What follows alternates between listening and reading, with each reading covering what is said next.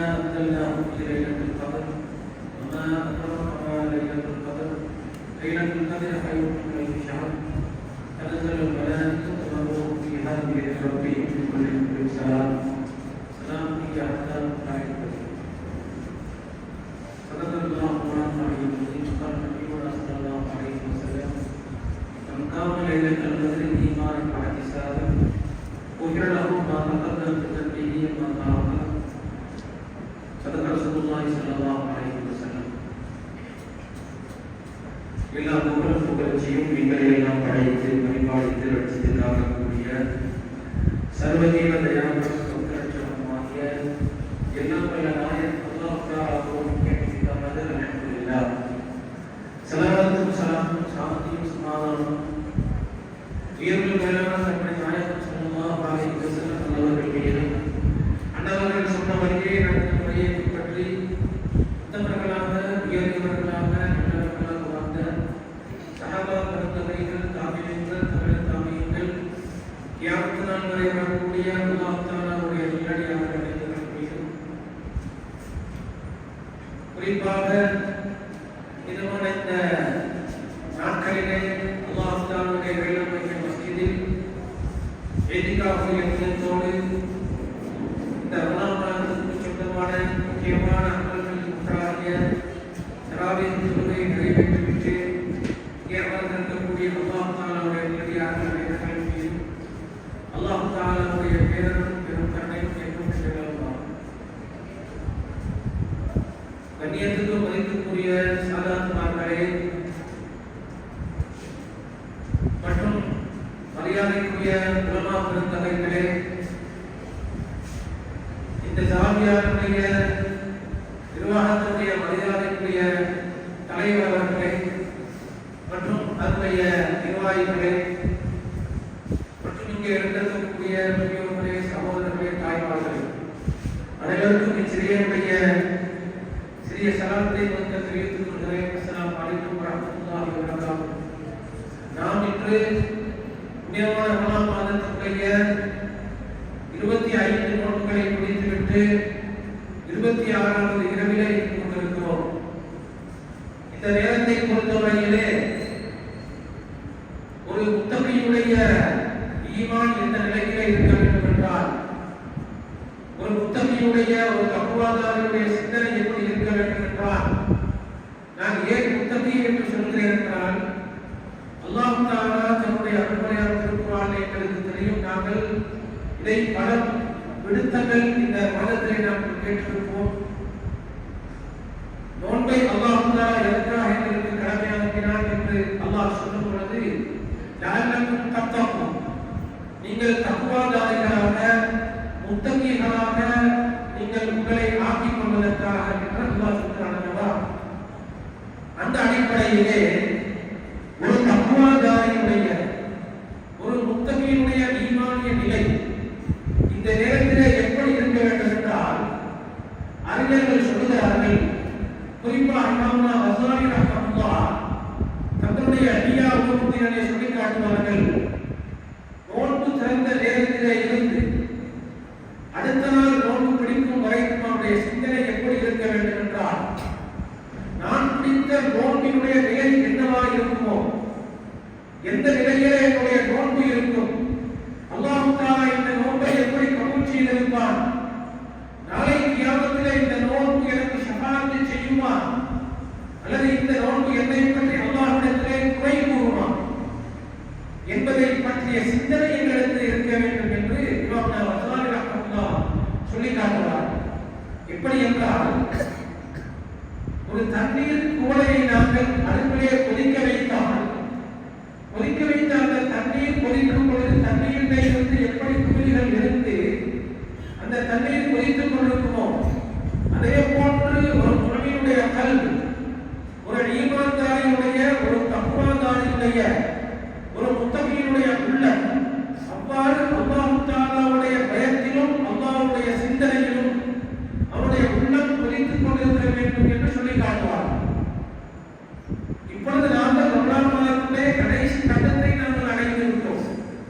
25 நோன்புகளை நாங்கள் நோட்டு முடித்து விட்டோம். இன்னும் 4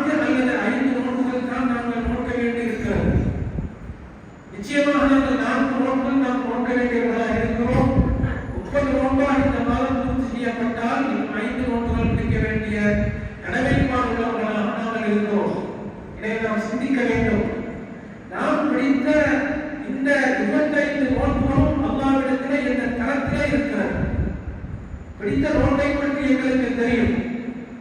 ஆரோக்கியங்கள் சொல்லுவார்கள், இமாமுனா ரஸாலி ரஹ்மத்துல்லாஹ் சொல்லுவார்கள், நோன்பை பொறுத்தவரையிலே ஒரு மனிதனுடைய நோன்பு எப்படி இருக்க வேண்டும் என்றால் நோன்பை 3 வகையாக பிரிப்பார்கள். சௌமுல் அமாம், அமாம்களுடைய நோன்பு, அதாவது சாதாரணமான ஒரு சாமானிய மனிதனுடைய நோன்பு என்று நோன்பை பிரிப்பார்கள். அப்படி என்றால் என்ன? சுபஹுடைய நேரத்திலே, சஹருடைய நேரத்திலே நாங்கள் சுபஹுக்கு அதான் சொல்வதற்கு முன்பாக நோன்புக்கு நியத்தை நாங்கள் வைத்துக் கொள்வது, நோன்பு திறக்கக்கூடிய நேரத்திலே நாங்கள் நோன்பை நாங்கள் திறப்பது, இப்படிப்பட்ட நோன்பு. இந்த நோன்புக்கு பெயர் என்ன? சௌமுல் அமாம், அமாம்களுடைய நோன்பு, ஒரு சாதாரணமான ஒரு மனிதனுடைய நோன்பு. இந்த நோன்பிலே அவர் ஹலாலான விஷயங்களை தவிர்த்து கொண்டாரா, அவர் ஹலாலான விஷயங்களை மாத்திரம் செய்தாரா, ஹராமான விஷயங்களை தவிர்த்து கொண்டாரா என்பதை பற்றியெல்லாம் கேள்விகள் கிடையாது. சாதாரணமான சஹருடைய நேரத்திலே நியத்து வைத்து நோன்பு திறக்கும் பொழுது நோன்பை நாங்கள் திறந்து கொள்வது என்ற ஒரு வகை நோன்பு. ஞாபகம் வைத்துக் கொள்ளுங்கள். இரண்டாவது வகை நோன்புக்கு பேர் என்ன? சௌமுல் ஹவாஸ், பிரத்யேகமானவர்களுடைய நோன்பு. இந்த நோன்பு எப்படிப்பட்டது என்றால், ஷஹருடைய நேரத்திலே நியத்து வைத்து இஃப்தாருடைய நேரத்திலே நோன்பு திறப்பது மாத்திரமல்ல, கண்ணின் மூலமாக நாம் நோற்றிருக்கக்கூடிய நோன்பின் மூலமாக எந்த விதமான அல்லாஹ்வுக்கு மாற்றமான செயலும் கண்ணிலே வெளிப்படாமல் தன்னை காத்துக் கொண்டிருப்பது. எந்த நேரமும் அவர் எப்படி இருக்க வேண்டும் என்றால் தன்னை கவனித்துக் கொண்டே இருக்க வேண்டும். நோன்பு நோக்க நேரத்திலே இருந்து தன்னுடைய ஐம்புலங்களும் நோன்பு நோக்க வேண்டும். ஐம்புலங்கள் தன்னுடைய கண்ணின் மூலமாக நோன்பு நோக்க வேண்டும், தன்னுடைய காதின் மூலமாக நோன்பு நோக்க வேண்டும், வாயின் மூலமாக நோன்பு நோக்க வேண்டும், மற்ற ஒவ்வொரு உறுப்புகளின் மூலமாகவும் நோன்பு நோக்கு. இந்த நோன்பு எப்படிப்பட்டதாக இருக்க வேண்டும் என்றால், கண்ணின் மூலமாக ஒரு ஹராமான விடயத்தை கூட, அல்லாஹ்வுக்கு மாற்றமான விடயத்தை கூட நாங்கள் பார்க்காமல் கண்ணின் மூலமாகவும் நாங்கள் நோன்பு நோற்றிருக்க வேண்டும். அடுத்து நாவின் மூலமாக நோன்பு நோற்பது என்றால், நாவின் மூலமாக அல்லாஹ்வுக்கு மாற்றமான எந்த ஒரு செயல்பாடு, அதாவது புறம் பேசுவது, கோல் சொல்வது, அடுத்தவரை பற்றி வீணாக கலைப்பது, வீணான பேச்சுக்கள் பேசுவது, எதுவாக இருந்தாலும் சரி, அப்படி எந்த ஒரு செயல்பாடும் எங்களுடைய நாவின் மூலமாக வெளியாகாமல் நாங்கள் அதை தவிர்த்து கொண்டிருக்க வேண்டும். அடுத்து காதின் மூலமாக அப்படிப்பட்ட ஒரு தேவையில்லாத விடயத்தையும் நாங்கள் கேட்காமல் காதை நாங்கள் பாதுகாத்திருக்க வேண்டும். அப்படி எங்களுடைய ஒவ்வொரு உறுப்புகளையும் நாங்கள் பாதுகாத்திருக்க வேண்டும். அப்படி பாதுகாத்திருந்தால் அந்த நோன்புக்கு பெயர் என்ன? சௌமுல் ஹவாஸ், ஹவாஸ்களுடைய நோன்பு என்பதாக அறிஞர்கள் சொல்லி காட்டுவார்கள். இப்ப நாம பார்க்கணும், நான் 25 நோன்பு பிடிச்சாச்சு. இந்த பிடிச்ச 25 நோன்புலையும் நான் எந்த நோன்பை நோற்றிருக்கிறேன்? சௌமுல் அமாம் என்று சொல்லக்கூடிய சாதாரணமான ஒரு சாமானியருடைய நோன்பை நான் பிடித்திருக்கிறேனா, அல்லது சௌமுல் ஹவாஸ் என்ற இரண்டாவது தரத்தில் இருக்கக்கூடிய எங்களுடைய நாங்கள் நோன்புக்கு நியத்து வைத்துக் கொள்வதோடு அந்த நேரத்திலே இருந்து நோன்பு திறக்கும் வரைக்கும் எந்த ஒரு ஹராமான செயலும், அல்லாஹ்வுக்கு மாற்றமான செயலும் எங்களுடைய புலன்களின் மூலமாக நாங்கள் செய்யாமல் நாங்கள் எங்களை தடுத்து கொண்டிருக்கிறோமா, அல்லது நாங்கள் அதற்கு மாற்றம் செய்திருக்கிறோமா, அல்லது நோன்பு நோற்ற நேரத்திலே இருந்து போன நோன்பு பண்ணினா பேஸ்புக்ல வேறு இருக்கு, அப்படி நாங்கள் இருந்திருக்கிறோமா என்பதை நாம் சிந்தித்து எங்களுக்கு நாங்களே திருப்பி எடுத்துக் கொள்ள வேண்டும். மூன்றாவது வகையான நோன்புக்கு பெயர் என்ன? சௌமு ஹவாஸில் ஹவாஸ், அதாவது பிரத்யேகமானவர்களில் பிரத்யேகமாக பிடிக்கக்கூடிய நோன்பு என்று பெயர். அந்த நோன்பு பிடித்தவர்கள் யார்? உதாரணமாக சொல்வது என்றால், இமாமுனா அபுல் ஹசன் அலி ஷாஃபி ரஹ்மத்துல்லாஹ், அப்துல் சலாம் அல் மஷீஷ் ரஹ்மத்துல்லாஹ், அபுல் அப்பாஸ் அல் முர்சி ரஹ்மத்துல்லாஹ், யாக்கூத்துல் இர்சி ரஹ்மத்துல்லாஹ் போன்ற மாபெரும் வேதங்கள் அவுலியாக்கள், குதுபுல் அக்தாப் வஹுல்லல் முஹீத்தி அப்துல் காதர் ஜீலானி கத்தஸல்லாஹு சிர்ரஹு நபி, சஹாபாக்கள் தவைகள், தாபிஈன்கள், தபல் தாபிஈன்கள் பிடித்த நோன்பு இருக்கிறதல்லவா, அந்த அந்த நோன்பு எப்படிப்பட்ட நோன்பு என்றால் அல்லாஹ்வுடைய சிந்தனையை தவிர வேறு எந்த சிந்தனையும் இல்லாமல் இருந்தவர். நவைத்து சௌம ஹதீன் அன் அதாரி ஃபமி ரமலான ஆதி சனத்தில்லாஹி தஆலா நோன்பு முடித்து விட்டால் அந்த நேரத்தில் இருந்து நோன்பு திறக்கும் வரைக்கும் அவருடைய சிந்தனை எதை தவிர வேறு எதுவும் கிடையாது. அல்லாஹ்வுடைய சிந்தனையை தவிர வேறு எந்த சிந்தனையும் இல்லாமல் அல்லாஹ்வுடைய சிந்தனையிலேயே இருக்கும்.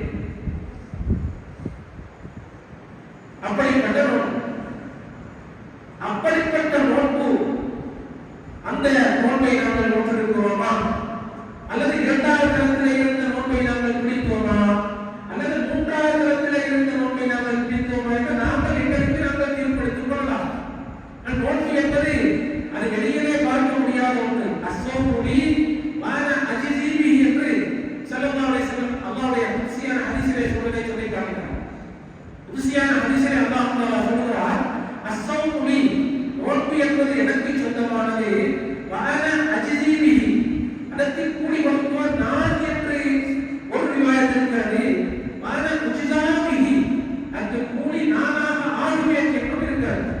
அப்படி என்றால் அப்படிப்பட்ட நோன்பு எந்த தரத்தில் என்னுடைய நாங்கள் 25 நோன்பு பிடிச்சு முடிச்சிட்டோம் இல்ல, இந்த 25 பிடித்த நோன்புகள்ல செலவாசம் நடந்து சொல்லுவாங்க, ரொம்ப சாரி எத்தனையோ நோன்பாளிகள் இருக்கிறார்கள், லைஸ ஃபீ சியாமிஹி இல்லல் அதஷ் வல் ஜூஅ்.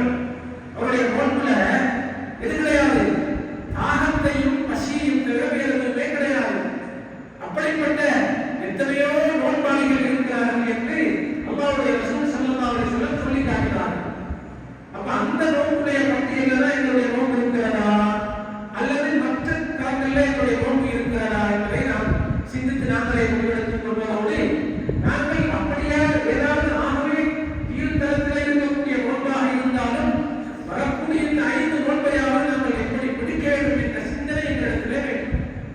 ஏனென்றால் அடுத்த வருடம் அல்லாஹ் தஆலா இந்த புனிதமான ரமலான் நோன்பை எங்களுக்கு எட்ட செய்வானா, நாங்கள் அந்த நேரத்திலே ஹயாத்தோடு இருப்போமா அல்லது நாங்கள் மண்ணுக்கு சொந்தமானவர்களாக பூமிக்குள் நாங்கள் மறைந்து விடுவோம் என்று யாருக்கும் உத்தரவாதம் சொல்ல முடியாது, யாருக்குமே சொல்ல முடியாது.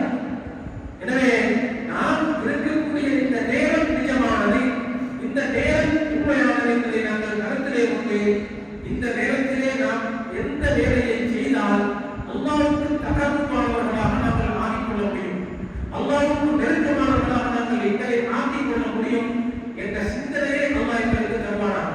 அல்லாஹ்வுடைய நல்லடியார்களே, இங்கே எனக்கு தரப்பட்ட தலைப்பு லைலத்துல் கத்ரையும் குர்ஆனையும் பற்றி பேசச் சொல்லி இருக்கிறீர்கள். நான் ஏதோ உங்களுக்கு முடிய மாட்டேன், இன்ஷா அல்லாஹ் ஏழுமான முறையில் உங்களுடைய நேரத்துக்கு ஏற்றவாறு அதை பற்றி இந்த சிறிய முடியமான முறைகளே சில விடயங்களை சொல்லி கொடுக்கலாம் என்று நினைக்கிறேன். புனிதமான லைலத்துல் கத்ரை பற்றி அல்லாஹ் தஆலா தன்னுடைய அருள்மறையான திருக்குர்ஆனில் சொல்லக்கூடிய நேரத்தில் சூரத்துல் கத்ரிலே அல்லாஹ் தஆலா லைலத்துல் கத்ரை பற்றி எங்களுக்கு சொல்லி காட்டுகிறார். அந்த புனிதமான இரவை நாங்கள் நாளை நோக்கிக் கொண்டிருக்கிறோம், 27ஆம் இரவை நாங்கள் நோக்கிக் கொண்டிருக்கிறோம். பெரும்பாலும் உங்களுக்கு தெரியும், பொதுவாக இந்த உலகளாவிய ரீதியிலே எல்லா நாடுகளிலும் அதிகமாக எங்களுடைய இலங்கை நாடு, இந்தியாவில் மற்ற எல்லா நாடுகளிலும் 27ஆம் இரவை தான் லைலத்துல் கத்ருடைய இரவாக அதிகமாக கொண்டாடக்கூடிய வளமை எங்களுடைய மக்களிடத்திலே இருக்கிறது. அந்த அமைப்பை நாங்கள் அதிகமாக கற்றுக்கொண்டிருக்கிறோம். அல்லாஹ்வுடைய ஸல்லல்லாஹு அலைஹி வஸல்லம் சொன்னார்கள், அதாவது அல்லாஹ் தஆலா லைலத்துல் கத்ருடைய இரவை ரமலான் மாதத்திலே ஆக்கி இருக்கிறான். அப்படிப்பட்ட அந்த ரமலான் மாதத்திலே 30 நாட்கள் இருக்கின்றன. 30 நாளிலும் அல்லாஹ் தஆலா ஒற்றைப்படையை ஆக்கி இருக்கிறான். அந்த ஒற்றைப்படையிலும் பிந்திய மக்களை அல்லாஹ் ஆக்கி இருக்கிறான். அந்த பிந்திய மக்களும் வரக்கூடிய ஒற்றைப்படை நாட்களிலே தான் அல்லாஹ் தஆலா லைலத்துல் கத்ருடைய இரவை ஆக்கி இருக்கிறான். அப்படின்னா எங்களுக்கு தெரியுமா இல்லையா? அப்ப லைலத்துல் கத்ருடைய இரவு ஒற்றைப்படையிலே இருக்கிறது. ஒற்றைப்படை இரவுகள் எத்தனை நாட்கள் இருக்கிறது பாருங்கள். 21ஆம் இரவு 1, 23ஆம் இரவு 2, 25ஆம் இரவு 3, 27ஆம் இரவு 4, 29ஆம் இரவு 5. ஆகவே 5 இரவுகள் தான் ஒற்றைப்படை இரவுகளை அல்லாஹ் எங்களுக்கு வைத்திருக்கிறார். இந்த இரவுகளிலே ஒன்றிலே தான் லைலத்துல் கத்ருடைய இரவை அல்லாஹ் வைத்திருக்கிறார் என்று சொன்ன ஸல்லல்லாஹு அலைஹி வஸல்லம் சொன்னார்கள்.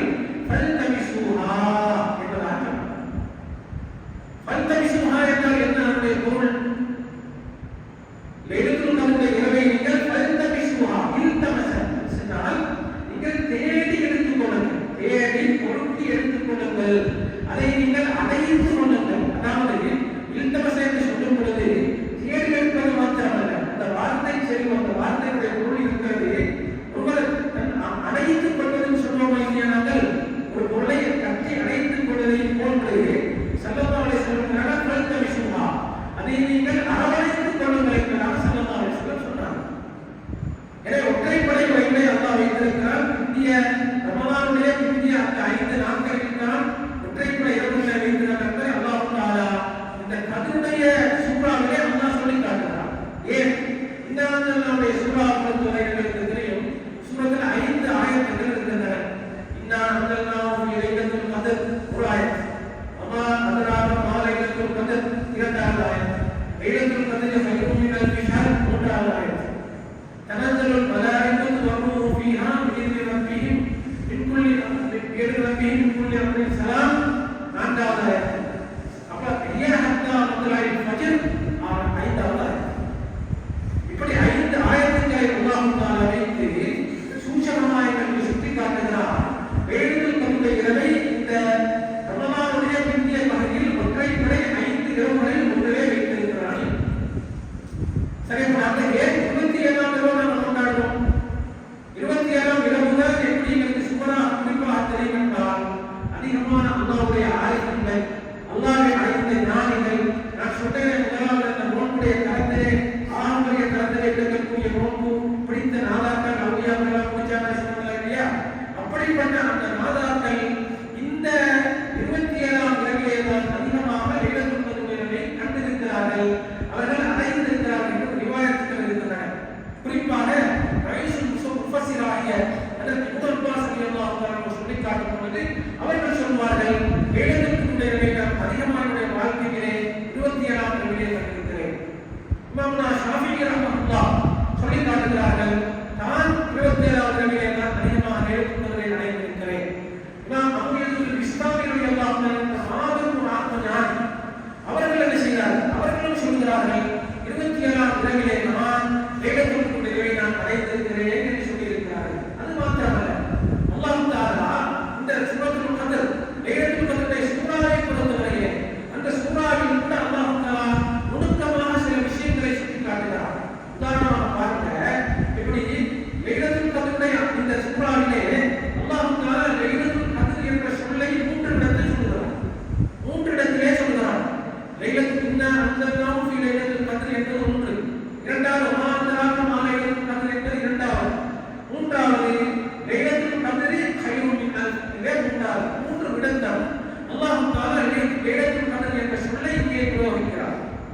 ஆகவே ஒவ்வொரு சொல்லை பொறுத்தவரையிலே லைலத்துல் கத்ர் என்ற சொல்லிலே 9 எழுத்துக்கள் இருக்கின்றன. அந்த எழுத்துக்களை பாருங்க, லாம், யா, லாம், தா என்பதாக எழுத்துக்களை பார்த்தா 9 எழுத்துக்கள் இருக்கின்றன. அப்ப இப்னு அப்பாஸ் ரலியல்லாஹு சொல்றாங்க, 3 9ஆல் நாங்கள் பெருக்கும் பொழுது 3 27. ஆகவே 27ஆம் இரவை அல்லாஹ் தஆலா எங்களுக்கு இங்கே சைக்கிளையாக சுட்டி காட்டுகிறார். 26ஆம் இரவிலே நான் லைலத்துல் கத்ருடைய இரவு அங்கே இருக்கிறது. அதை அல்லாஹ் எங்களுக்கு சுருக்கமாக நுணுக்கமாக அவனுடைய கலாமின் மூலமாக சொல்லிக் கொண்டிருக்கிறான் என்பதை விளங்க முடியும். அது மாத்திரமல்ல, லைலத்துல் கத்ருடைய அந்த சூறாவை பொறுத்தவரையில பாருங்க, அல்லாஹ் தஆலா இந்த அளவுக்கு நுணுக்கங்களை வைத்திருக்கிறான் என்றால், லைலத்துல் கத்ரை நாங்கள் எழுத்துக்களை எண்ணி பார்க்கிறோம். லைலத்துல் கத்ருடைய எழுத்துக்களை நாங்கள் எண்ணி பார்க்கும் பொழுது மொத்தமாக அதிலே 114 எழுத்துக்கள் இருக்கு. 114 எழுத்துக்கள் எதை குறிக்கின்றன? 114 எழுத்துக்குமான லைலத்துல் கத்ர் சூறாவே இருக்கிறது. சின்ன பிள்ளைகள் கேட்டா கூட தெரியும். யாரா சொல்லுவாங்க 114 என்றது? 114 என்பது இந்த குர்ஆனோட சம்பந்தப்படுத்தி பார்க்கும்போது குர்ஆனில் இருக்கக்கூடிய மொத்தமான சூறாக்கள், குர்ஆனில் இருக்கக்கூடிய மொத்தமான சூறாக்களுடைய எண்ணிக்கை 114. இப்ப அல்லாஹ் தஆலா இந்த கத்ருடைய சூறாவிலே 114 எழுத்துக்கள் இருக்கின்றன. அதை அல்லாஹ் தஆலா குர்ஆனை இறக்கி வைத்த அந்த தினத்தை பற்றி சொல்லக்கூடிய அந்த சூறாவிலே வைத்திருக்கிறார். 114 எழுத்துக்கள் இருக்கிறது. அதே போன்று நாங்கள் சூறாவில் இருக்கக்கூடிய எழுத்துக்கள் சொல்லும் பொழுது அரபி எழுத்துக்கள்ல ஒரே எழுத்து 2 வரலாம், 3 வரலாம். அலிஃப், பா, தா, சா என்று பல எழுத்துக்கள் வருமா இல்லையா? அதுல நாங்கள் தனித்தனியாக ஒவ்வொரு எழுத்துக்கள், அலிஃப் என்பது எத்தனை எழுத்துக்கள் செஞ்சு பார்த்து, லாம் என்பது எத்தனை இருக்கின்றன, அது மாதிரி நூன் என்பது எத்தனை இருக்கின்றன என்பதை நாங்கள் எண்ணி பார்த்தோம்னா மொத்தமாக 23 எழுத்துக்கள் இருக்கின்றன. இப்ப 23 எழுத்துக்களுடைய இதை அல்லாஹ் அல்லாஹ் சுட்டிக்காட்டுகிறான். 23 வருடங்களிலே அல்லாஹ் தஆலா தன்னுடைய அருள்மொழியான திருக்குர்ஆனை இறக்கி வைத்தான். பெண்களுக்கு இஷாராவாக சைக்கிளையாக அங்கே 23 அரபு எழுத்துக்கள் தான் அந்த சூறாவிலே அல்லாஹ் தஆலா பயன்படுத்தி இருக்கிறார். அந்த சூறாவை சொல்வது என்று அறிஞர்கள் சொல்லி காட்டுகிறார்கள். அது மாத்திரமல்ல, 27 பொறுத்தவரை பாருங்க, அல்லாஹ் தஆலா இன்னா அன்ஸல்னாஹு நாங்கள் அதை இறக்கி வைத்தோம். எதை இறக்கி வைத்தோம்? அந்த நேரடியாக குர்ஆனை இறக்கி வச்சுக்கொண்டு அல்லாஹ் சொல்றானா?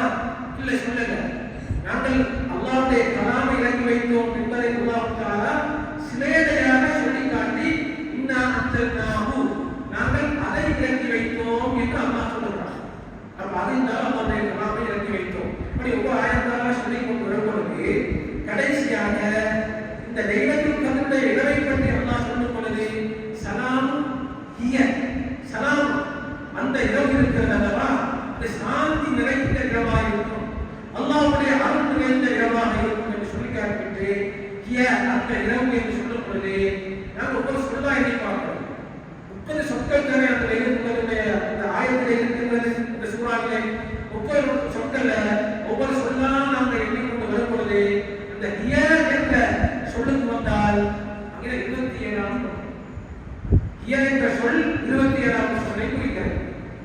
ஆரம்பத்தில் அதன் மூலமாக அறிஞர்கள் சுட்டி காட்டுவார்கள், அல்லாஹ் தஆலா 27ஆவது இரவிலே தான் லைலத்துல் கத்ருடைய இரவை வைத்திருக்கிறான் என்ற இஷாராவை சைக்கிளையை அல்லாஹ் எங்களுக்கு காட்டித் தருகிறான் என்பதை நாம் நினைத்துக் கொள்ள வேண்டும். ஆரம்பத்தில் அல்லாஹ்வுடைய உறுதியாகவே 27ஆம் இரவும் லைலத்துல் கத்ருடைய இரவு என்பதாக நாங்கள் உறுதி கொண்டு மனதிலே எண்ணம் கொண்டு நாங்கள் என்ன செய்வோம்? அந்த இரவை நாங்கள் கொண்டாடுகிறோம். அந்த இரவை நாங்கள் அமல்கள் செய்கிறோம், இபாதத்துகள் செய்கிறோம், தஸ்பீஹ்கள் தஹ்மீதுகள் செய்கிறோம், ஸலவாத்துகள் சொல்கிறோம், இன்னும் பல இன்னொரு அமல்களை எல்லாம் நாங்கள் செய்கிறோம். ஆகமத்தில் அல்லாஹ் தஆலா இந்த இரவிலே இந்த லைலத்துல் கத்ருடைய இரவை பொறுத்தவரையிலே லைலத்துல் கத்ருடைய இரவை அல்லாஹ் தஆலா இதற்கு ஏற்படுத்தி தந்து அதை ஒரு அருளாக ரஹ்மத்தாக உம்மத்தே முஹம்மதியாவுக்கு வைத்திருக்கிறார். இதிலே பல இந்த இரவு அந்த அளவுக்கு சிறப்பு பெறுவதற்கு என்ன காரணம் என்று நாம் ஆராய்ந்து பார்க்கும் பொழுது இதிலே பல விடயங்கள் இருக்கின்றன என்பதை நாம் கண்டுகொள்ளலாம். இதிலே நிச்சயமான முதலாவது விடயம் என்ன? முதலாவது அல்லாஹ் தஆலா தன்னுடைய கலாமாகிய புனிதமான குர்ஆன் ஷரீஃபை இறக்கி வைத்தார். அல்லாஹ்வுடைய கலாமாகிய புனிதமான குர்ஆன் ஷரீஃபை இந்த கத்ருடைய இரவிலே இறக்கி வைத்தார். அது முக்கியமான விடயமாக இருக்கிறது அல்லவா? இப்ப அல்லாஹ்வுடைய கலாம் என்றால் என்ன? இந்த இடத்துல நாம் விளக்கம். முதலாவது அல்லாஹ்வுடைய கலாமை இறக்கி வைத்தார். அப்ப அல்லாஹ்வுடைய கலாம் என்றால் என்ன? இப்ப அல்லாஹ்வுடைய கலாம்ன்றது என்ன என்பதை ஈமானிய அடிப்படையிலே ஒவ்வொரு முஸ்லிமான பருவமடைந்த புத்தி சுவாதீனம் இருக்கக்கூடிய சுதந்திரமானவரான ஒவ்வொரு ஆணும் பெண்ணும் அறிந்திருப்பது வாஜிப் இஸ்லாம். அல்லாஹ் தஆலாவுடைய கலாம் என்றால் அல்லாஹ்வுடைய வாஜிபான சுன்னத்துகள் இருக்கிறதா என்பது அந்த அல்லாஹ்வுடைய வாஜிபான சுன்னத்துகள் ஒவ்வொன்றையும் அது எப்படி யதார்த்தமாக இருக்கிறதோ அதனுடைய விளக்கத்தை ஒவ்வொரு முஸ்லிமும் அறிந்திருப்பது அவர்கள் மீது கடமையாக இருக்கிறது. அதுல ஒன்றுதான் கலாமும் முத்தகல்லிமும் என்ற 2 சுன்னத்தை தெரிந்தன. கலாம் சொன்னால் அல்லாஹ்வுடைய பேச்சு, முத்தகல்லிம் என்றால் அல்லாஹ் தஆலா பேசுவார். அப்ப அல்லாஹ்வுடைய கலாம் என்றால் என்ன? அல்லாஹ்வுடைய கலாமுக்கு சத்தம் இருக்கிறதா? அல்லாஹ்வுடைய கலாமுக்கு எழுத்து இருக்கிறதா? அல்லாஹ்வுடைய கலாமுக்கு ஒரு திசை இருக்கிறதா? அல்லாஹ்வுடைய கலாமுக்கு ஒரு எல்லை இருக்கிறதா? ஏனென்றால் குர்ஆன் எப்போது இறக்கி வைக்கப்பட்டது? இது முக்கியமாக சிந்திக்க வேண்டிய விடயம். நல்ல முறையில் இன்ஷா அல்லாஹ் யோசிச்சு பாருங்க. அல்லாஹ்வுடைய கலாமுக்கு அல்லாஹ்வுடைய கலாம் என்பது எப்படிப்பட்டது என்றால் அல்லாஹ்வுடைய கலாமுக்கு சப்தம் இருக்கக்கூடாது. அல்லாஹ்வுடைய கலாமுக்கு சப்தம் கிடையாது. அல்லாஹ்வுடைய கலாமுக்கு எழுத்து கிடையாது. அல்லாஹ்வுடைய கலாமுக்கு வார்த்தை கிடையாது. அல்லாஹ்வுடைய கலாமுக்கு ஆரம்ப முடிவு கிடையாது. அல்லாஹ்வுடைய கலாமுக்கு உதாரணமாக நாங்கள் எடுக்கக்கூடிய இந்த குர்ஆன் ஷரீஃப் எடுத்துக்கொண்டால் இந்த குர்ஆன் ஷரீஃபில் இருக்க வேண்டிய எண்ணம் ஆரம்பம் இருக்கு. பாத்தியா சூராவுல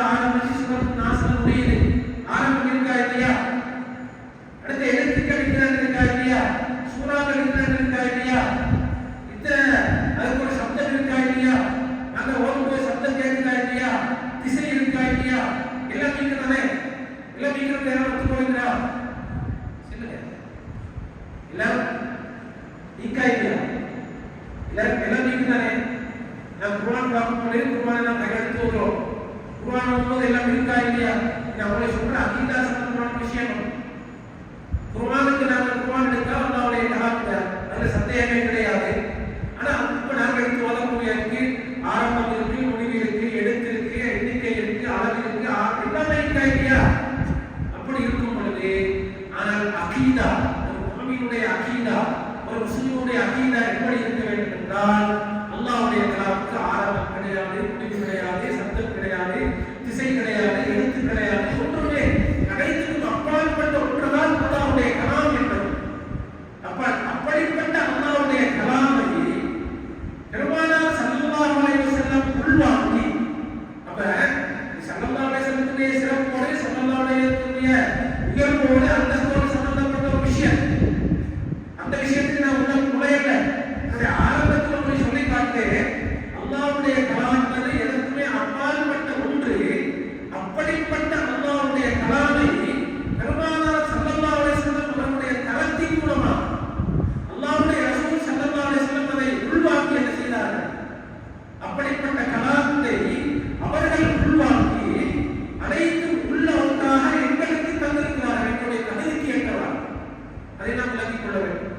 முக்கியமாக எல்லாரும் படிக்க வேண்டிய முக்கியமான விடயம் அல்லாஹ்வுடைய கலாமை ஸல்லல்லாஹு அலைஹி வஸல்லம் தன் உள்ளே வாங்கி அது எந்த துறையிலே கொடுத்தால், எந்த முறையிலே கொடுத்தால் இந்த உம்மத்திலே முஹம்மதியாவுக்கு அது இலகுவாக இருக்குமோ, லேசாக இருக்குமோ, அந்த விதத்திலே எங்களுக்கு அந்த கலாமை தந்திருக்கிறார்.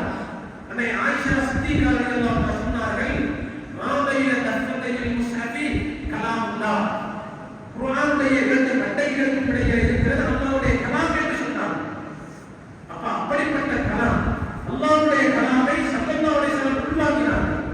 வஹீ வரும் பொழுது வஹீ எந்த விதத்திலே வந்தது? சில நேரம் வஹீ வரும் பொழுது எப்படி வரும் என்றால் அணியோசை போன்று வஹீ வரும். அணியோசை போன்று வரக்கூடிய வஹீயை ஸல்லல்லாஹு அலைஹி வஸல்லம் தான் உள்வாங்கி என்ன செய்கிறார்கள்? அந்த உள்வாங்கின அந்த கருத்தை ஸல்லல்லாஹு அலைஹி வஸல்லம் எங்களுக்கு வெளிப்படுத்தி காட்டுகிறார். அந்த துண்டை நாம் வைக்கிறோம். அப்படிப்பட்ட அல்லாஹ்வுடைய கலாம் ஸல்லல்லாஹு அலைஹி வஸல்லம் உள்வாங்கப்பட்டு எங்களுக்கு இங்கே நான் லேசாக தரப்பட்டிருக்கிறது. இப்படியான ஒரு பிரச்சனை அல்லாஹ்வுடைய கலாமுக்குள்ளே இருப்பதால் தான் இந்திய காலத்திலே பெரும் சர்ச்சைகள் கூட இருக்கு. எந்த அளவுக்கு சொன்னால் இங்கே 150 ஆகும் பொழுது பெரிய பிரச்சனை. எப்படி? குர்ஆன் படைக்கப்பட்டதா அல்லது படைக்கப்படாததா? அல்லாஹ்வுடைய கலாம் படைக்கப்பட்டதா இல்லையா என்ற பிரச்சனை ஏற்பட்டது. எந்த அளவுக்கு அந்த பிரச்சனை ஏவலுக்கு சென்றது என்றால் இமாம் ஹாரூன் ரஷீத் ரஹ்மத்துல்லாஹுடைய மகன் ஹாரூன் ரஷீதுடைய காலத்திலே குர்ஆன் மஹ்லூக் படைக்கப்பட்டது என்ற பிரச்சனை வேகமாக தலை நிமிர்ந்து அந்த சர்ச்சை தலை கொண்டு ஆடிக்கொண்டிருந்ததனால இமாம் அஹ்மத் பின் ஹம்பல் ரஹ்மத்துல்லாஹ் சிறையிலே அடைக்கப்பட்டார்கள். அல்லாஹ்வுடைய கலாம் படைக்கப்படாது என்ற சர்ச்சை அவர்கள் சொன்னார்கள். அவர்கள் என்ன செய்தாங்க? அவர்கள் சிறையிலே அடைக்கப்பட்டு சிறையிலே இருந்து ஷஹாதத்தை தருகிறார்கள் என்ற வரலாறு எங்களுக்கு சொல்லிக் கொடுக்கிறது. இமாம் ஷாஃபி ரஹ்மத்துல்லாஹுடைய காலத்திலே அந்த பிரச்சனை வருகிறது. மன்னர் ஹாரூன் ரஷீதுடைய சபைக்கு அழைத்து இமாம் ஷாஃபி ரஹ்மத்துல்லாஹுவிடத்திலே கேட்கப்பட்ட பொழுது ஷாஃபி இமாம் பதில் சொன்னார்கள். என்ன சொன்னார்கள்? எப்படி அங்கே ஹிக்மத்தாக பதில் சொன்னார்கள் என்றால் தன்னுடைய இந்த கையை காட்டினார்கள். கையை காட்டி என்ன செய்தார்கள்? குர்ஆன், தௌராத், இன்ஜீல், ஜபூர் என்று சொல்லிவிட்டு இந்த 4 படைக்கப்பட்டது என்றார்கள். தன்னுடைய கைகளை காட்டி இந்த 4 விரல்களும் படைக்கப்பட்டது என்று சொன்னார்களே தவிர அல்லாஹ்வுடைய கலாமை பற்றி என்ன செய்யல. இமாம் ஷாஃபி ரஹ்மத்துல்லாஹ் அதை படைக்கப்பட்டது என்பதை ஒத்துக்கொள்ளவில்லை. ஆகவே அல்லாஹ்வுடைய கலாம் என்பது அந்த அளவுக்கு ஒரு சர்ச்சைக்குள்ளாக்கப்பட்ட ஒரு காலத்தில். ஏனென்றால் நாம் இன்று லேசாக குர்ஆனை எடுத்து வருகிறோம் என்றால் நாம் நினைச்சு கொள்ளக்கூடாது இந்த லேசா எங்களுக்கு சும்மா அவ்வளவு இலகுவாக வந்தது என்று. சிறு பிள்ளைகள் கட்டாயம் அதிகமாக பார்த்தா விட சின்ன பிள்ளைகள் இருக்கிறார்கள். நான் சொல்றேன், குர்ஆனுடைய வரலாறை பொறுத்தவரையிலே ஸல்லல்லாஹு அலைஹி வஸல்லத்துக்கு வஹீ வருகிறது. வஹீ வரப்பட்ட அந்த நேரத்தில் ஸல்லல்லாஹு அலைஹி வஸல்லம் என்ன செஞ்சாங்க? வஹீயை தான் மரணம் செய்தார்கள். தனக்கு மரணமாக இருந்த வந்தது, அதை கேட்ட சஹாபாக்கள் உடன் செய்தார்கள். குர்ஆன் எப்படி பாதுகாக்கப்பட்டது, ஸல்லல்லாஹு அலைஹி வஸல்லம் காலத்துல எப்படி குர்ஆன் பாதுகாக்கப்பட்டது என்றால் சஹாபாக்களுடைய உள்ளங்களின் மூலமாக பாதுகாக்கப்பட்டது. இன்னும் அதை கேட்ட சில சஹாபாக்கள் ஓலை துண்டுகளை எழுதி வைத்தார்கள். சில ஆயத்துக்கள் என்ன செஞ்சாங்க, ஓலைகளில் எழுதி வைத்தார்கள், நன்மையான கற்களில் எழுதி வைத்தார்கள், ஒட்டகத்தினுடைய சுத்தப்படுத்தப்பட்ட முள்ளுகளில் எழுதி வைத்தார்கள். அப்படிதான் ஸல்லல்லாஹு அலைஹி வஸல்லம் காலத்துல குர்ஆன் சரிவிட்டது. வேற எப்படி குர்ஆனுக்கு நாங்க படிக்கிறது போன்ற இந்த அமைப்புல குர்ஆன் இருக்கல. அதுக்கு பிறகு என்ன செய்யுது, ஸல்லல்லாஹு அலைஹி வஸல்லம் உலகை விட்டு மறைந்து கொண்டதன் பின்னால் என்ன செய்கிறது, சஹாபாக்களுடைய காலம் ஆரம்பமானா அதற்கு அபூபக்கர் சித்தீக் ரலியல்லாஹு காலத்துல ஒரு பெரிய யுத்தம் கிடைக்கிறது. யமாமா யுத்தம் என்ற ஒரு பெரிய யுத்தம் கிடைக்கிறது. அந்த யுத்தத்துல எந்த அளவுக்கு என்றால் 700க்கும் மேற்பட்ட ஹாஃபிஸ்கள், குர்ஆனிடம் செய்த ஹாஃபிஸ்கள் ஷஹீதாக்கப்பட்டார்கள். 700க்கும் மேற்பட்ட ஹாஃபிஸ்கள் ஷஹீதாக்கப்பட்ட நேரத்துல உடனே என்ன செய்யறாங்க, அதற்கு உமர் இப்னு ஹத்தாப் ரலியல்லாஹு அன்ஹு என்ன செய்யறாங்க, ஓடோடி வாங்க ஹலீஃபாட்ட சித்தீக் அக்பர் அவர்கள் சொல்றாங்க, அல்லாஹ்வுடைய தூதரின் ஹலீஃபாவே, இப்படி குர்ஆன் அல்லாஹ்வுடைய கலாமை நாம இப்படி விட்டுட்டான்னு சொன்னால் பாருங்க, இந்த யுத்தத்துல 700 ஹாஃபிஸ்கள் குர்ஆனை மரணம் செய்தவர்கள் பார்த்தா ஷஹீதாக்கப்பட்டிருக்கிறார்கள். நாங்க இப்படியே இந்த அல்லாஹ்வுடைய கலாம் விட்டுட்டா இந்த கொஞ்ச காலம் போகும் பொழுது அல்லாஹ்வுடைய கலாம் இப்படியே பூமியிலே அழிந்து போகக்கூடிய வாய்ப்பு இருக்கிறது. ஹாஃபிஸ்கள் அழிந்து விட்டால் அல்லாஹ்வுடைய கலாமை யாருக்கும் தெரியாது. இதற்கு என்ன செய்வது என்பதாக ஆலோசனை கேட்டார்கள். குர்ஆனை நாங்கள் ஒன்று திரட்ட வேண்டும் என்ற ஆலோசனையை கொண்டு வந்தார். சித்தீக் அக்பர் மட்டுமல்ல, அல்லாஹ்வுடைய ரசூல் ஸல்லல்லாஹு அலைஹி வஸல்லம் செய்யாத விஷயங்களை எனக்கு செய்ய முடியாது என்பதாக என்ன செஞ்சாங்க, ஒத்துக்கொள்ள என்ன செய்தார்கள், அதுக்கு பின்னால திரும்ப திரும்ப வலியுறுத்தி அதற்கு உமர் இப்னு ஹத்தாப் ரலியல்லாஹு அன்ஹு சித்தீக் அக்பர் ரலியல்லாஹு அன்ஹு வலியுறுத்தி அதிகமாக அவர்கள் வேண்டிக் கொண்டிருக்கிறாங்க. கடைசியாக செய்றாங்க, சித்தீக் அக்பர் ரலியல்லாஹு அன்ஹு சரி அல்லாஹ்வுடைய கலாமை நாங்கள் ஒன்று திரட்டி எழுதுவோம் என்பதாக பார்க்கிறாங்க. இதற்கு தகுதியானவர்கள் யார்? ஸைத் இப்னு சாபித் ரலியல்லாஹு தஆலா பிள்ளைகள் ஞாபகம் வச்சுக்கிறோம்.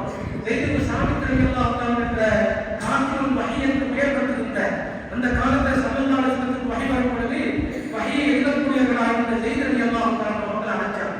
அல்லது சித்தீக் ரலியல்லாஹு சொல்றாங்க, நீங்கள் குர்ஆனை ஒன்று திரட்ட வேண்டும், குர்ஆனை ஒன்று சேர்த்து நீங்கள் எழுத வேண்டும் என்று சொன்ன பொழுது ஸைத் இப்னு சாபித் ஒரு பதில் சொன்னாங்க, ஹலீஃபா அவர்களே, அதோ இருக்கக்கூடிய அந்த மலையை நீங்கள் அந்த இடத்திலே இருந்து கலக்கி இடத்துக்கு வைங்கன்னு சொன்னா அதை விட சீக்கிரம்.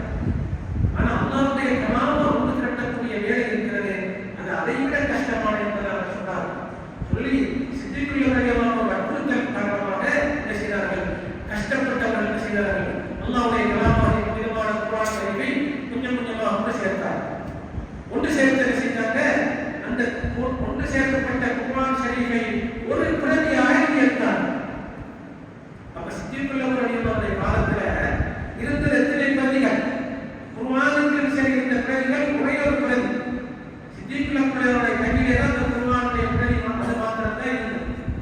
அதுக்கு பின்னால் சித்தீக் ரலியல்லாஹு மறைவுக்கு பின்னால அதற்கு உமர் இப்னு ஹத்தாப் ரலியல்லாஹு தஆலாவுடைய ஆட்சி காலம் வந்தது. அந்த நேரத்தில் என்ன செஞ்சாங்க, மீண்டும் ஹஜ்ரத் உமர் இப்னு ஹத்தாப் ரலியல்லாஹு தஆலா என்ன செஞ்சாங்க, குர்ஆனை இன்னும் பல பிரதிகளாக இருக்க வேண்டும், பல பிரதிகளாக இருக்க வேண்டும் என்று முடிவெடுத்தார். அப்படி அந்த சித்தீக் ரலியல்லாஹு காலத்தில் என்ன செய்தார், ஒரு பிரதி 4 பிரதிகள் மன்னிக்க வேண்டும். அந்த சித்தீக் ரலியல்லாஹு காலத்தில் 4 பிரதிகள் குர்ஆன் எழுதப்பட்டது. 4 முக்கியமான குர்ஆன்களை வைத்து முக்கியமான ஹாஃபிஸ்களை வச்சு என்ன செஞ்சாங்க, 4 பிரதிகள் எடுத்தார்கள். அப்படி பிரதி எடுக்கும் பொழுது எப்படி சிறந்த என்னன்னா, மஸ்ஜித் நபவியில 2 வாயில்களிலே ஒரு வாயிலில் ஹஜ்ரத் உமர் இப்னு ஹத்தாப் ரலியல்லாஹு அமர்ந்திருப்பார்கள், அடுத்த வாயிலிலே ஹஜ்ரத் ஸைத் இப்னு சாபித் ரலியல்லாஹு அமர்ந்திருப்பார்கள். இப்ப அல்லாஹ்வுடைய கலாமை குர்ஆனாயத்தை ஒருத்தர் கொண்டு வந்து ஒன்று ஒப்படைக்கணும். எப்படி ஒப்படைக்கணும், குர்ஆனாயத்தை கொண்டு வந்தால் 2 ஷாஹிதோட கொண்டு வரணும், 2 சாட்சிகள். யாராவது அல்லாஹ்வுடைய கலாமாய் ஒரு ஆயத்தை கொண்டு வரதா 2 ஷாஹிதை கொண்டு வந்து அந்த ஷாஹிதை காட்டினால் இந்த ஆயத்தை இறக்கும் பொழுது இவர்கள் இருந்தார்கள்,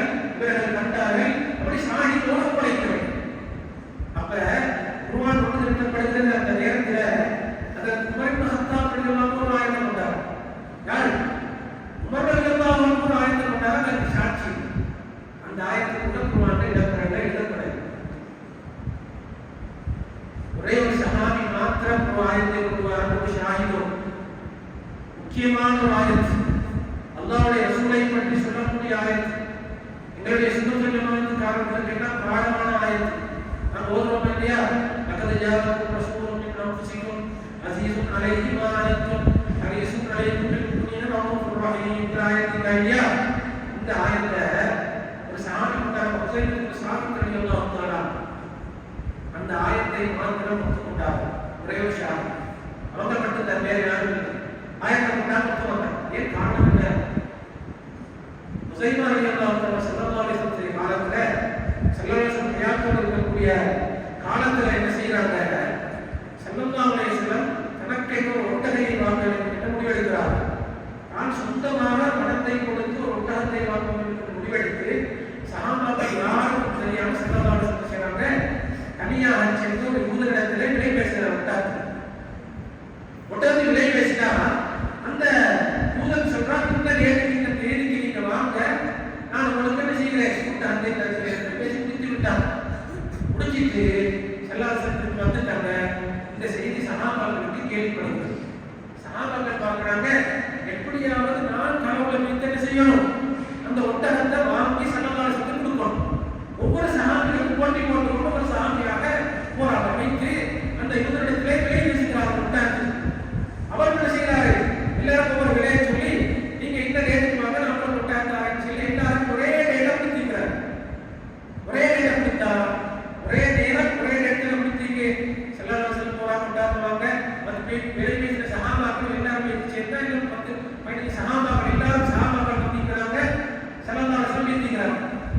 அப்ப யூதன் பார்க்க யார் ஒட்டகத்தை கொடுக்குறாங்க, அப்ப முடிவாகுது யார் இவரிடத்திலே வந்து முதலாவது விலை பேசணும் அவரிடத்தை ஒட்டகத்தை கொடுக்கணும்.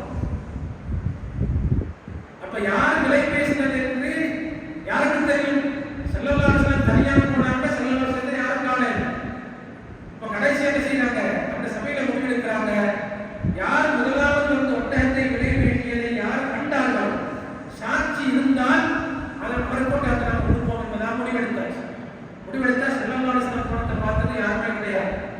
ஆனா ஹுசைன் ரலியல்லாஹு தஆலா என்ன செஞ்சாங்க, சபையில இருந்து அவர்கள் சொன்னார்கள், அல்லாஹ்வுடைய தூதர் ஸல்லல்லாஹு அலைஹி வஸல்லம் முதலாவதாக இந்த ஒட்டகத்தை வந்து விலை பேசியதை நான் பார்த்தேன் என்று சொன்னார். நான் பார்த்தேன் என்று சொல்லி என்ன செஞ்சாங்க, அந்த இடத்துல ஷஹாதா சொல்றாங்க, சாட்சி சொல்றாங்க. அப்ப ஸல்லல்லாஹு அலைஹி வஸல்லம் முதலாவது கட்டத்தில் ஹுசைன் ரலியல்லாஹு தஆலா ஒட்டகத்தை விலை பேசிட்டு பார்த்திருக்கிறாங்க. அவங்களே கொடுப்போம் சொல்லி என்ன செஞ்சுட்டாங்க, ஒட்டகத்தை ஸல்லல்லாஹு அலைஹி வஸல்லம் அவர்களுக்கே கொடுத்து விட்டார்.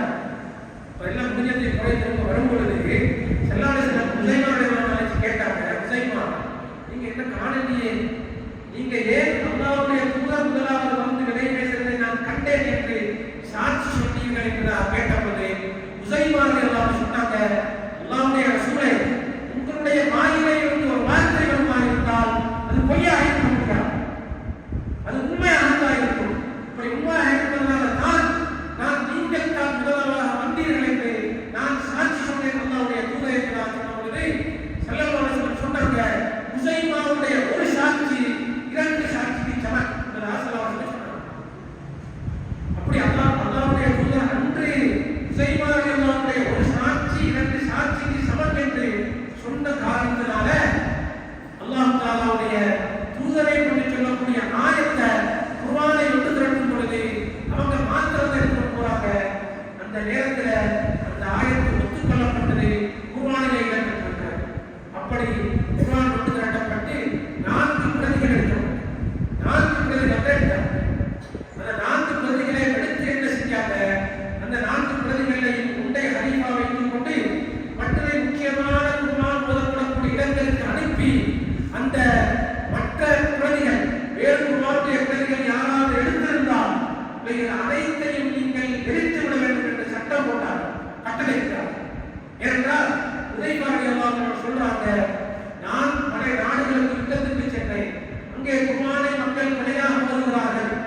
ஆகவே இப்படி கொலையாக ஓதுகிறார்கள் என்ற செய்தியை ஒரு ஹலீஃபாவிடத்திலே எத்தி வைத்து அதன் மூலமாக குர்ஆனுடைய வேறு பிரதிகள் எங்காவது இருந்தால் அதை அழிக்க வேண்டும் என்று முதலாவது இருக்கப்பட்ட 4 பிரதிகளை மாத்திரம் வைத்துவிட்டு மற்ற பிரதிகளை அழித்தார்கள். அழித்துவிட்டு அதற்கு பின்னால் தான் அந்த 4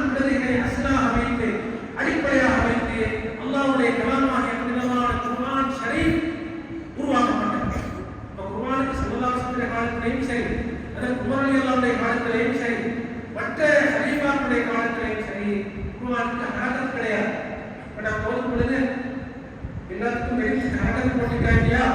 அப்படி ஹரக்கத்து கூட அந்த காலத்தில் இருக்காது. குர்ஆனுக்கு ஹரக்கத் எங்க வைக்கப்படுது என்றால் ஹிஜ்ரி 6ஆம் நூற்றாண்டிலே ஹஜ்ஜாஜ் இப்னு யூசுப் என்ற ஒரு மன்னருடைய காலத்திலே அந்த ஹஜ்ஜாஜ் இப்னு யூசுப் தான் என்ன செஞ்சாரு? குர்ஆனுக்கு ஹரக்கத் வைத்தார். அதுக்கு பிறகுதான் குர்ஆனுக்கு ஹரக்கத் இருக்கிறது. அப்படிதான் குர்ஆனுடைய வரலாறு. அல்லாஹ்வுடைய கலாமை பொறுத்தவரையிலே அல்லாஹ்வுடைய கலாம் என்பது பேசப்பட்ட ஒன்றாக இந்த புனிதமான இரவிலே இந்த புனிதமான இரவு சிறப்பு பெற்றிருப்பதற்கு அடிப்படை காரணங்கள் ஒன்று இன்னா அன்ஸல்நாஹு ஃபீ லைலத்துல் கத்ர். புனிதமான அல்லாஹ்வுடைய கலாமை நாங்கள் லைலத்துல் கத்ருடைய இரவிலே இறக்கி வைத்தோம் என்று அல்லாஹ் சொல்கிறான் அல்லவா? அது இந்த நாளுக்குரிய சிறப்புகள்ல ஒன்று என்பதை நாம் ஞாபகத்தில் வைக்க வேண்டும். அப்ப லைலத்துல் கத்ருடைய இரவை ஒரு மனிதன் அடைந்து கொண்டால், லைலத்துல் கத்ருடைய இரவு ஒரு மனிதனுக்கு அடைய பாக்கியம் பெற்றால் அவன் அல்லாஹ்வுடைய கலாமை ஓதக்கூடிய தகுதி உள்ளவனாக ஆகிடுவான் என்பதை இதன் மூலமாக நாம் விளங்கிக் கொள்ளலாம். எப்படி அல்லாஹ்வுடைய கலாமாக ஓதுற முடியுமா இல்லையா? எப்படி ஹஜ்ரத் காலித் பின் வலீத் ரலியல்லாஹு தஆலா என்ன செஞ்சாங்க? ஒன்றுமில்ல, பிஸ்மில்லாஹிர் ரஹ்மானிர் ரஹீம் இப்படி சொன்னாங்க, நெஞ்சை பிடிச்சாங்க. எப்படி ஹதீஸ்ல வரக்கூடிய பிஸ்மில்லாஹிர் ரஹ்மானிர் ரஹீம் என்ற சொல்லை சொல்லிவிட்டு நெஞ்சை பிடித்தார்கள். ஒன்றுமே செய்யவில்லை. ஒரு கூட்டத்துக்கு பாம்பு கடித்திருக்கிற ஒரு கூட்டத்துடைய தலைவருக்கு சஹாபாக்கள் என்ன செய்தார்கள்? ஒன்றுமில்லை, அல்ஹம்து சூராவை ஓதினாங்க. அதோட அவருக்கு பாம்பு கடி விஷம் லேசாகியது. அப்ப அவர் எப்படி அல்லாஹ்வுடைய கலாமை ஓதினார் என்றால், அல்லாஹ்வுடைய கலாமை ஓதும் பொழுது அல்லாஹ்வுடைய கலாமாக ஓதினார். அந்த அல்லாஹ்வுடைய சிந்தனையோடு ஓதினார்கள், அல்லாஹ்வுடைய நினைவோடு ஓதினார்கள். வேறு எந்த சிந்தனையும் அவர்களே இருக்கவில்லை. அல்லாஹ்வை முழுமையாக தன்னுடைய உள்வாங்கி அல்லாஹ்வுடைய கலாமை தன்னுடைய வாயின் மூலமாக வெளிப்படுத்தினார். இதைத்தான் நாங்கள் இந்த கத்ருடைய இரவிலையும் நாங்கள் பார்க்கிறோம். குர்ஆன் இறங்கும் பொழுது முதலாவது குர்ஆனுடைய சூரா என்ன சூரா? குர்ஆன் இறங்கிய முதலாவது சூரா என்ன சொல்லுவாங்க யாராவது? குர்ஆனுடைய முதலாவது சூரா என்ன சூரா? குர்ஆன் இறங்கிய சூரா சூரத்துல் அலக். எல்லாருக்கும் தெரியுமா இல்லையா? இக்ரா பிஸ்மி ரப்பிக்கல் லதீ அலக் நான் ஓதுறோம் இல்லையா? இக்ரா பிஸ்மிக என்ற சூரா ஓதுறோம் இல்லையா? அந்த சூரால முதலாக இறங்கிய சூரா. அப்ப வாரே இரவுல இந்த லைலத்துல் கத்ருடைய இரவுல அல்லாஹ்வுடைய தூதர் ஸல்லல்லாஹு அலைஹி வஸல்லம் சமூகத்திலே இருக்கிறார்கள். இருக்கக்கூடிய நேரத்துல அல்லாஹ்வுடைய கலாமை கொண்டு வருகிறார்கள். யாரு? ஹஜ்ரத் ஜிப்ரீல் அலைஹிஸ்ஸலாத்து வஸலாம் கொண்டு வந்தா அந்த நேரத்துல சம்பவம் நடக்குதா இல்லையா? என்ன அங்க ஜிப்ரீல் அலைஹிஸ்ஸலாம் என்ன செய்யறாங்க? ஸல்லல்லாஹு அலைஹி வஸல்லம் பார்த்து என்ன செய்யறாங்க? இக்ரா, அல்லாஹ்வுடைய தூதரை நீங்கள் அல்லாஹ்வுடைய கலாமை ஓதுங்கள் என்று சொல்றாங்க. அல்லாஹ்வுடைய கலாமை ஓதுங்கள் என்பதாக சொன்ன நேரத்திலே ஸல்லல்லாஹு அலைஹி வஸல்லம் என்ன பதில் சொல்கிறார்கள்? மா அனபிகாரின் என்று சொல்றாங்க. இரண்டாவது முறை ஜிப்ரீல் அலைஹிஸ்ஸலாம் சொல்றார்கள் இக்ரானியத்தை. இரண்டாவது முறை ஜிப்ரீல் ஸல்லல்லாஹு அலைஹி வஸல்லம் மா அனபிகாரின் என்பதாக சொல்கிறார்கள். மூன்றாவது முறை ஜிப்ரீல் அலைஹிஸ்ஸலாம் ஸல்லல்லாஹு அலைஹி வஸல்லத்தோடு முஆனகா செய்கிறார்கள். ஸல்லல்லாஹு அலைஹி வஸல்லத்தை கட்டி அணைத்து தழுவிக்கொண்டு அஸ்மினால் இக்ரானி என்பதாக சொன்ன பொழுது ஸல்லல்லாஹு அலைஹி வஸல்லம் என்ன செய்தார்கள்? இக்ரா மூன்றாவது முறை இக்ரா பிஸ்மி ரப்பிக்கல் லதீ ஹலக் என்பதாக சொன்ன நேரத்திலே ஸல்லல்லாஹு அலைஹி வஸல்லம் செஞ்சாங்க, அல்லாஹ்வுடைய கலாமை ஓதினாங்க. வரலாறு படிச்சிட்டோம் இல்லையா? அந்த இடத்துல இக்ரா என்றால் என்ன? ஓதுங்கள். மாஹனவி காரியம் என்றால் பொருள் என்ன? மாஹனவி காரியம் என்றால் இன்னைக்கு நிறைய நாம பார்த்திருக்கோம். எல்லா இடங்களிலும் என்ன பொருள் சொல்றேன்னு சொன்னால், மாஹனவி காரியம் எனக்கு ஓத தெரியாது ஸல்லல்லாஹு சொன்னாங்க. டாக்டர் ஜிப்ரீல் அலைஹிஸ்ஸலாத்து ஸல்லல்லாஹு அலைஹி வஸல்லம் சொன்னாங்களா, மாஹனவி காரியம் எனக்கு அல்லாஹ்வுடைய கலாமை ஓத தெரியாது என்று சொன்னாங்க. இரண்டாவது முறை மாஹனவி காரியம் ஓத தெரியாது என்று சொன்னார்கள். அதுக்கு ஜிப்ரீல் அலைஹிஸ்ஸலாம் ஸல்லல்லாஹு அலைஹி வஸல்லம் கட்டி அணைத்துக் கொண்டார்கள். அதுக்கு ஸல்லல்லாஹு அலைஹி வஸல்லம் ஓதினாங்க. அப்ப அந்த இடத்துல என்ன சொல்றாங்கன்னா, ஸல்லல்லாஹு அலைஹி வஸல்லத்துக்கு ஓத தெரியாமல் இருந்தார்கள். ஸல்லல்லாஹு அலைஹி வஸல்லத்தை கட்டி அணைச்சதன் மூலமாக ஜிப்ரீல் அலைஹிஸ்ஸலாம் ஒரு பவரை கொடுத்தார்கள் ஸல்லல்லாஹு அலைஹி வஸல்லம் அவர்களுக்கு. ஸல்லல்லாஹு அலைஹி வஸல்லம் ஓதினாங்க என்று சொல்றாங்க. சரியா? இது எங்களுடைய அகீதாவுக்கு சரியா? எங்களுடைய கொள்கைக்கு சரியா என்பதை நாம் சிந்திக்க வேண்டும். என்றால் உலகத்தில் இருக்கக்கூடிய படைப்புகளிலே மிகவும் சிரேஷ்டமான உயர்வான அந்தஸ்துக்குரிய அல்லாஹ்வுக்கு அடுத்த தரத்தில் இருக்கக்கூடிய அல்லாஹ் தஆலாவுக்கு அல்லாஹ்வுடைய படைப்புகள் ஆக சிரேஷ்டமான சிறந்த படைப்பு யாரை நாம் ஈமான் கொண்டிருக்கிறோம்? ஸல்லல்லாஹு அலைஹி வஸல்லம். ஸல்லல்லாஹு அலைஹி வஸல்லம் மேலாக யாரும் கிடையாது. இப்ப ஜிப்ரீல் அலைஹிஸ்ஸலாம் யாரு? இப்ப ஜிப்ரீல் அலைஹிஸ்ஸலாம் ஒரு பவரை கொடுத்து ஸல்லல்லாஹு அலைஹி வஸல்லம் ஓதுறான்னு சொன்னா நீங்க சரியாகுமா? சிந்தித்து பாருங்க. அப்ப ஸல்லல்லாஹு அலைஹி வஸல்லம் ஜிப்ரீல் அலைஹிஸ்ஸலாம் இந்த பவரை கொடுக்கல. அந்த இடத்துல சம்பவத்தை சரியாக நாம் விளங்கவில்லை, அதை விளக்கப்படுத்தவில்லை. என்ன அங்கே எதை சொன்னார்கள்? ஸல்லல்லாஹு அலைஹி வஸல்லம் சொன்ன பதில் என்ன? மா அன பிகாரின் என்றால் என்ன பொருள்? மா அன என்பது அல்லாஹ்வுடைய கலாமை ஓதாது. மா அன என்பது கிடையாது. பிகாரின் அல்லாஹ்வுடைய கலாமை ஓதக்கூடியதாக இல்லை. அனை காட்டியா நான்கிற தன்மை காட்டியா இந்த நான்கிற தன்மை ஸல்லல்லாஹு அலைஹி வஸல்லம் சொன்னாங்க. இக்கரை நபியே நீங்க